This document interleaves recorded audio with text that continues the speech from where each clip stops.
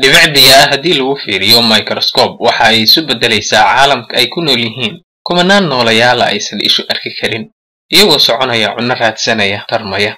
noolayaashaas badankood dhib ma sameeyaan oo bani'aadamka dhib uma geystaan. qayb yar oo ka mid ah ayaa dhib geysata oo cudurrada qaybtood sababta.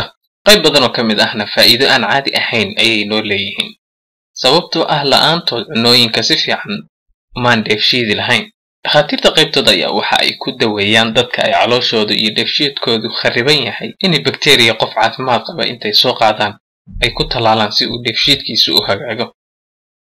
xataa waxa ay saynisyahanadu ogaadeen in caanaha ay hooyadu ilmaheeda nuujiso inay ku jiraan sonkoro uusan ilmuhu dheefshiidi karin laakiin loogu talagalay in bakteeriyada faa'iidada leh ay ka faa'iidaysato oo ay ku beermato ilmaha calooshiisa si uu ilmahaasi u helo dheefshiid fiican. haddaba waxaan naqaan in noolayaasha waaweyn ee aan indhaheenna ku arki karno ay ku jiraan kuwo xayawaano kala cuna sida libaaxa oo kale. ilma aragtadan waxa ay leeyihiin kuwo ugaarsada noolayaal kale oo cuna. waxaa ka mid a noolahan loo yaqaano Didinium. waxa uu ugaarsadaa noole kale oo la yidhaahdo Paramecium. inkastoo ay Parameciumtu ka weyn tahay waxa uu leeyahay wax xarig oo kale ah oo uu ku qabto Parameciumta kamana foqo ilaa uu awood yeesho inuu cuno oo uu kulligeed wada loqo.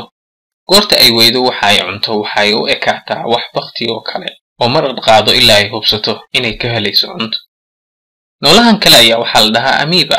isagu waxa uu arko waa uu cunaa. waxa aad moodaa sidii wax dareere oo kale aynu u soconayo. goortuu rabo inuu ugaarsado waxa uu hareereeyaa noolahaas hadhowna dhexdiisa ku awda. mararka qaarkood waxaa dhici karta in 3 iyo 4 xabo uu hal mar wada ugaarsado. nooca Amoebaha ka mid ah oo khatar ah baa jira oo dadka dhib weyn u keena. qof balli yar ku dabaalanayay markuu sanka ka galo ayaa waxa uu tagaa maskaxda. markaas ayaa waxa uu cunaa unugyadii maskaxda. qofka ay Amoebaha kan maskaxda ka gasho ayaa waxa ay keentaa inuu u dhinto.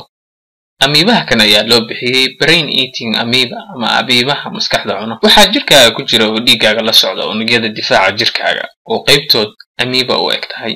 waxay jirkaaga ka difaacaan cudurrada sida kan bacsanaya bakteeriya rabta inay jirkaaga wax yeesho.